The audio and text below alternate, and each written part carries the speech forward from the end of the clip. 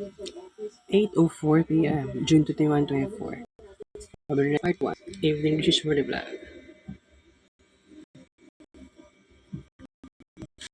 Friday, guys. Mga tumugos sa ila Madam Belly. Ingon si Mama. Di na lang daw may mga to sa clinic. Ay, Sure Health Clinic ba yun ata na? More clinic. Siguro. Ambot ko. Excited ba ko? Murag ambot lang. Kaunta, guys.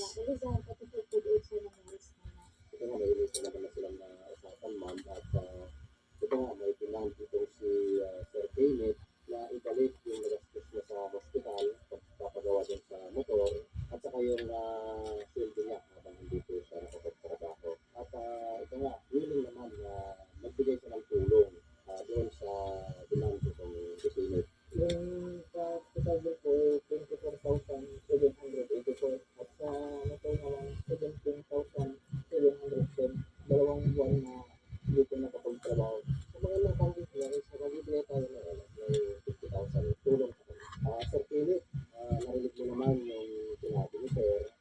So, okay na ba sa'yo yung amount na ibibigay niya? Okay, sir. Iabot na natin ito ngayon, Sir, ng tulong natin. Yan yung yan yung tulong ni Sir kayo, yun sa lahat ng nagastos mo nung nabisgrasya kayo. So, 5, 26, 27, 28, 50. Approve po kayo sa 8. So, napakaganda po, ma'am, at ito nga natapos na yung concern ni Sir Kenneth tungkol po doon sa vehicular traffic incident na kung saan na-involve siya at ang isa natin personnel. Sabi ko gusto ko lang pong linawin na yung personnel po natin ay hindi po siya iniiwas sa responsibilidad. Sa katunayan ay nag-uusap naman po silang dalawa tungkol doon sa gastusin. So, yun po, ma'am, at least natapos na yung concern ni Sir Philip. Yun nga, nandito naman po yung investigation natin ng San Carlos City Police Station para po i-record na yung agreement na nangyari po. Ano ko lang siguro is, ito naman ang accident. So, walang may gustong nangyari yan. Ito po sa inyo kung kita nyo tayo sa pagbigyan is always manila. Wala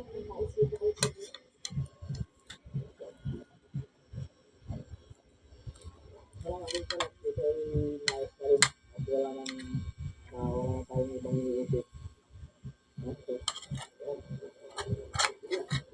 Yung December 22 kasi may nangyari pong vehicular traffic incident po sa barangay Bilang sa Talusig, Pangasinan. Nandun po nandito po si Sir Bernard, isa po ng member po ng ating kapulisan po kaya naman. Pero yung time na rin nangyari po yung accident is may nangyari agreement po sila na pinirmahan po nila at doon is nakasaad po doon kung ano yung mga kailangan po nilang i-provide maaari nilang ngayon po maayos po yung nangyari sa ganito. Ngayon pong araw po ngayon manso is nangyari po ito na nag-settle na po sila, nag-ayos na po. Wala ko sa akin doon. Nangyari presidente po natin. Nabanggit naman natin na itong incident ay Wala pa kat do. Contained for this, alright. kanyang motor, pwede na rin magandang motor, gusto na rin.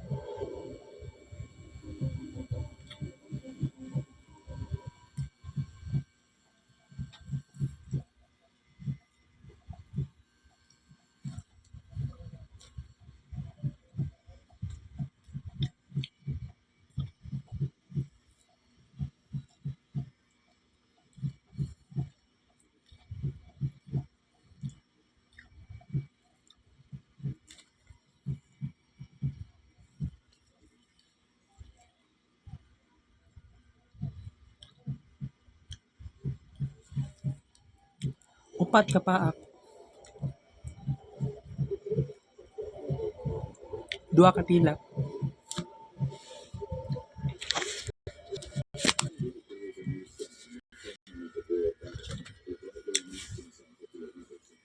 Nigawas ko kag ganiha, guys. Palit kog envelope. Ganiha alas 5 pasado.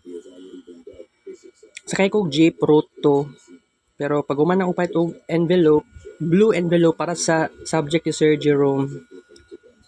Pero by the way, na something. Because ang nahitabo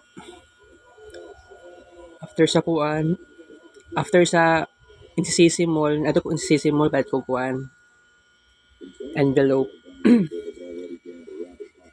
Ihapit ko sa bangkerwan tungod sa ako apod na curiosity, na curious ko pag sa ingatong nga lugar kay ngano need ko moadto didto kay oh syempre sakay kog gikan sa ruto.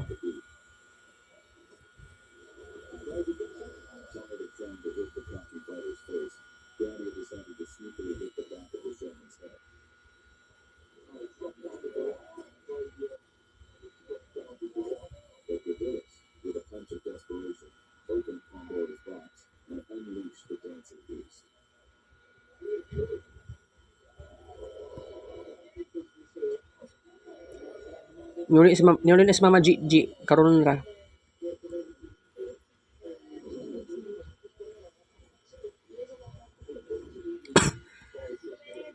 Kay pag man ako kadto og NCC Mall sakay kog another route to padto ko sa bangkerwan. Nga na bad trip ko ganyan na size pasado kay kaulan no nagtaligsik. Dako kayong dagom pero wala naman kusog ang ulan diri ah. Maybe sa laing lugar sa Davao City kusog ang ulan. Karon or kaganiha. Di sa downtown kay wala man.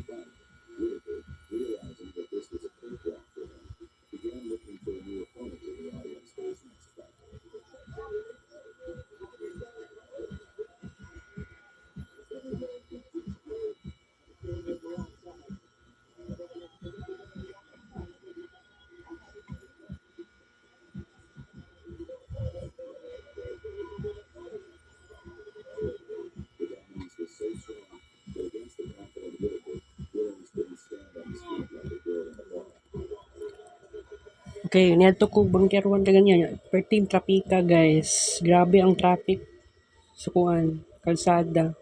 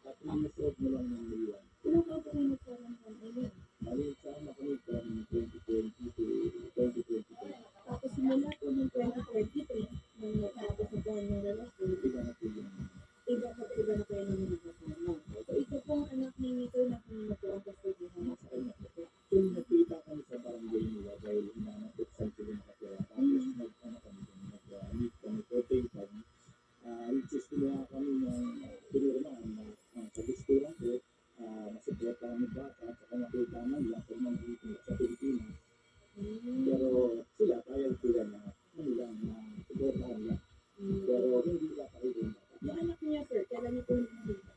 last March 2022. Yung last time. Hindi kasi tayo nito.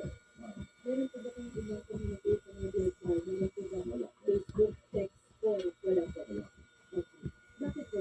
Anong dahilan ng mga Kasi pagkakasabi niya sa akin dahil gusto niya training ng bata na tunay na father yung pinakasama na yun. So, kumbaga ang gusto niya, huwag na kayong Sa isip ng bata. kayo po ba, sir, ay nagbibigay po ng pagkasa ng mga ayun sa inyo? At yung previous na nakakay ko, hindi ako nakapagbigay dahil wala kang kami communication. Kasi nag-block na nila ako nun yung nag-alit sila sa akin. Tapos siyempre, nung mag-iwalay kami, siyempre meron ko sa mga letter. Ano lang yung lang sabihin na. Kaya hindi na kaya, pinagawa ko na lang muna. Nag-block na lang ako dito. Kayo po ba ay habang nasa barko, sir, nagpapadala po ba kayo pag ginagalaan? Kasi dahil nga hindi sila na-contact, ang nakukontact nila yung isang kaibigan nila. At binibigyan ko lang sila ng kasama. Kaya para pagkakadaanan nilang din, yung ibigay sa anak ko. Huwag nila sabihin yan dahil Ngayon po kayo nakita ng anak niyo po, nakapagpaalam po ba kayo? Nakilala po ba kayo? Okay. hindi pa kami Kasi every 9 months ang kontrata po ng mga senior. Saan ang biyahe niyo, sir? more sa Europe lang. Ano po ba ang inyong posisyon, sir, sa Canada? Usually kasi kung gusto ko alamin ng mga bata, ating business. Yeah. Wala kang siguro yung tatay na gusto nila. Unang hapon po, Ma'am Leila, kailangan po yung 2 years. Ano po ba ang maaaring gawin po ng service na po?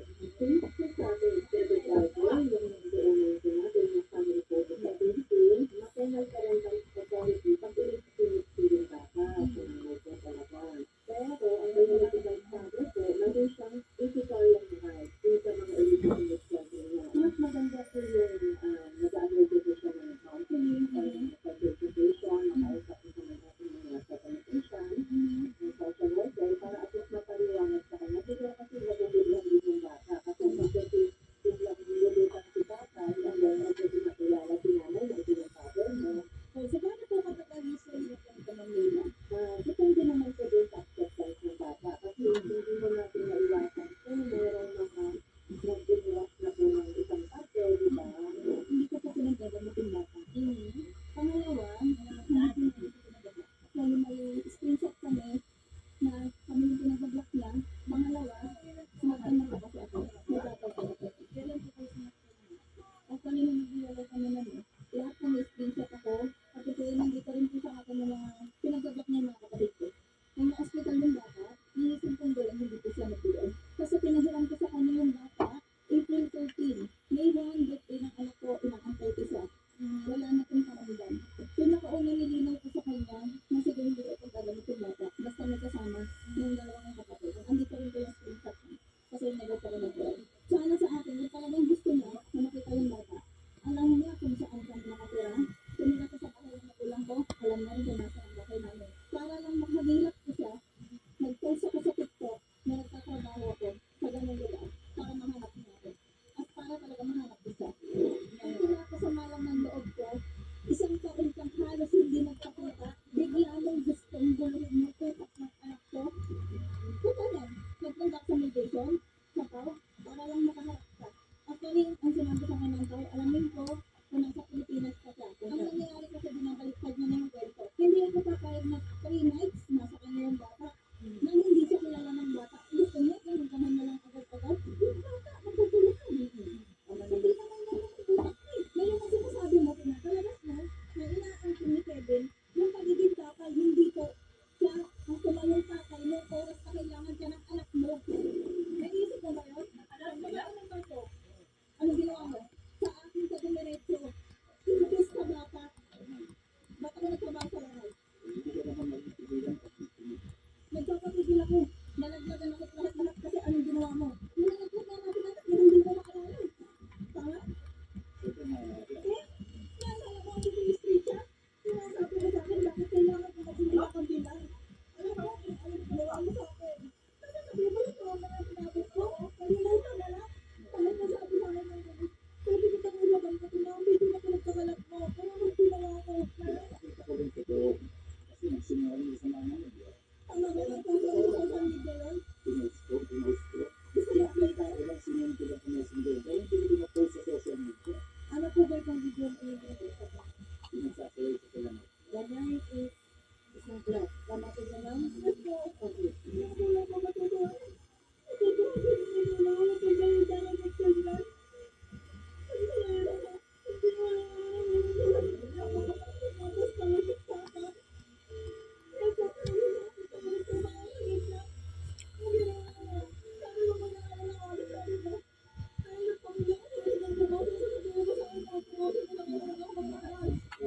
binibigay sa inyo. Ano yan? Alam naman kapatid niyo yan. Bakit di ako nagkakaroon ngayon? Hindi ako nagwala. Gusto ko Alam nila lahat ng relasyon ni Kevin. Matagal na. Nasa Bartibago. Wala magalit sa kanya kahit isa. matagal na tayo niwalay, matagal na lang nananakit. Bago yung nakakainom ka. Okay. Sir Christopher, regardless po kung ano po ang inyong maging intention, hindi po tama na kayo po ay kumuha ng video. Una-una, wala pong consent naman. Pangalawa, pinadala mo pa po sa kanyang mga anak. Ano? Kung ganun po talaga, sir, meron po ka ng matindi dahilan si ma'am. Ikakasamaan po talaga ng loob. At kung totoo po, na meron po talagang pananakit, please po po ng violence. Hindi rin po tama na, sir, oo. Nag-gets ko din po sir, kung wala po talaga, ayan po, nakaibalag ng data. Pero kami po ang inilalap na dito, yung anak niyo. Baka pwede po magkaroon kayo ng compromise kung paano po yung pagbisita sa anak. So, okay po ba kung halimbawa po po magkaroon po ng may kasama? Okay lang po po yan. Okay ba kayo sa inyo? Yes po, kahit yung una po po. Kasi po, every Sunday po yung day off po. So, mabibigyan ko siya ng off every Sunday lang. Pero hindi aabot ng gawin natin. So, about special occasions na, birthday. Kasi tayo mo, binigay ko yun, pag may kasama yung mata. Kung ko naman po ganun po sa so, ano po ang kaya ng ibigay? Basic kailangan na ba? Okay po. Pag nag-aral po yung bata, sir, ano po? Okay po. Okay. Kayo po ma'am, mga more or less magkano po ang pinagkailangan ko sa pagkakas Never ako nito sa unang person. Kung magkano ibigay mo sa akin, ito, magkakatayin ko lang sa akin ng ito, tapos ang Diyos sa community, tapos magkaroon ko yung mga kaunay ko sila sa akin. So, yung ganun, kapatid mo ba ng picture sa Sir Christopher, kasi dapat, hindi ko po. Pero, yun yung mga kayo na ito sa dahan-dahan, so, sa guidance sa process for the video sa community, na ito po ang okay, kasi ito po yung alam mo kayo ang harapan ko lang po sa Christopher. Lahat na lang po, kasi actually hindi lang yung unit dito, dalawa. Yung dalawang anak ko talagang pinakain ko sa kanila na ayun yung tatay nila. Habang yung malaki ako, sinasabi ko. Alam niya rin yan, pero hindi ko binibigyan. Nag-usap na kami sa barangay. Yun yung hindi niya naintindihan. Gusto niya kasi agad-agad. Pakilala ko sa mga bata. Siyempre, ang mag-iisipin ng bata. Isang taon kong malala, gusto mo agad ganun lang. Kasi pero on the side naman ko sa ito, sabi ko, kaya natin naman bilang isa po sa teaman, 9 months ko kasi at alam niyo yun ma'am, nawawala po po sa every 9 months. Ano? So baka po doon lang, baka nagkaroon po ng miscommunication dahil nga, yun, nagkaroon ng blocking sa social media, siguro dahil doon, kaya hindi ko nakakita ng isang taon, kaya yun sa mga, baka ganun po yung mga, tama ba ito? Kung talagang gusto ko nang makita, may paraan na. Ang ginawa yun ko kasi napuro sa dahilan. Kaya sabihin niya, bunak namin ka. Tinuro ko na kung hindi naman tulong sa kaliwan ko. Ang pinagkasama ng loob ko, bakit kailangan magbunak sa kung kami-kanino? Bakit hindi ka dumiretso sa akin? Kasi sila natutulog yan. Kaya rin mga masanay mo na naman. Nakatulong namin sa mga ito. Isang taon ka wala. Ano gusto mo? Kaya. Sa yung naglaro. Yung naghiwalay ko. Nasa Bartibago. Sabi niya, nahiwalay na kami nakakita. Pero, kung talagang hiwalay na kami, bakit ka tumatanggap ng alak yan? Bakit nag-aaral din sa sulpog? Ano alam? Please lang din gusto ko. Medyo kung nakita yung gabi sa agad mo. Hindi ka tayo lang sa akin. Sige po, ganito po. Siguro kung ano man po yung paraan na pagdating po sa anak niya. Ganyan po. At ma'am, I won't stop you. Meron po talagang nangyari ng physical abuse o kung ano man po klase ng abuse. So, magkakaroon po kayo na tayo ng reklamo. But at this point, yung prioridad po natin ay yung pag-update po ng service po. Magandang hapon po ulit, Ma'am Leila. Kailan po kaya natin maaaring schedule yung pag-interview po ng ating GSWD or CSWDO po para po sa bata at pagkakas po sa magiging kung dito po may contact lang, baka po sila nag-party po. Kung pwedeng makapunta na sila dito sa office namin para at least makausap na sila ng dalawa ang ganyan natin. Ma'am, bukod po doon, meron pa po kung dapat dalhin sa mga ID para po alam din nila kung ano yung paghahanda po nila pinagkakuluan ko nila sa barangay, then certificate ko ng bata, at ito lang nakita ko na. Okay. Sige po. Maraming salamat po, Ma'am Bella and Darina. Magaling na po pag-awad ulit niya. Yes? Oo. Nais po sana namin humingi ng tulong sa ating po barangay, at ang barangay po, Barangay City, na mapacilitate po yung paghaharap ng mga simakay at service. Kids Paint last session. Yes, ma'am.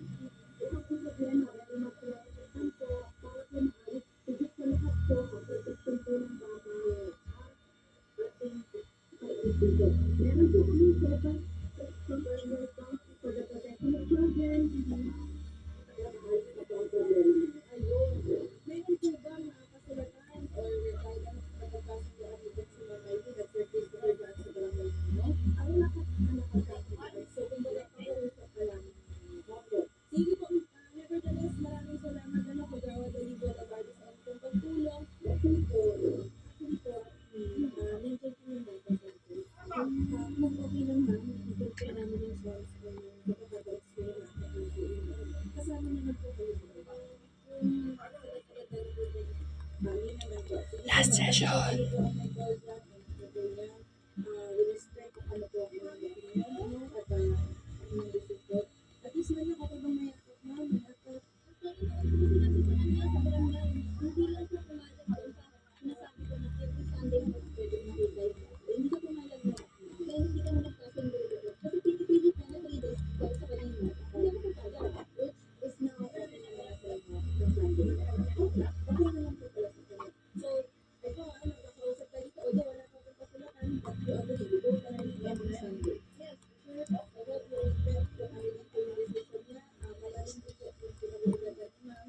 So, medyo po, but at least nakita niyo po yung anak niyo. Pag nandito po po ang anak niyo. Okay? Sige po. Maraming salamat po po sa inyo. Ganun din po sa inyo mga Eileen. Maraming salamat po. Sir Kevin, salamat po.